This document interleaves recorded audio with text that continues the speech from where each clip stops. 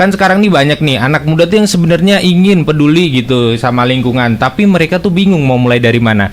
Mungkin kalian bisa kasih saran langkah kecil apa yang bisa dilakukan anak muda sehari-hari yang sesuai dengan nilai dari Trihita Karana tersebut. Oke, mungkin dari langkah kecil yang bisa kita lakukan untuk menerapkan Trihita Karana sebagai lingkungan berkelanjutan, yaitu dengan hal-hal kecil seperti peduli dengan lingkungan kita, yang dimana kita bisa memulai hal kecil dari membuang sampah pada tempatnya, memilah sampah seperti Pergub Bali nomor 97 tahun 2018 yang mengatur tentang pengurangan sampah plastik sekali pakai. Kita bisa menerapkan regulasi tersebut dengan membawa tumbler, seperti anak muda sekarang bisa membawa tumbler dan juga membawa tepak makan ketika berbelanja, dan juga ketika berbelanja ke swalayan ataupun ke minimarket bisa membawa tas belanjaan.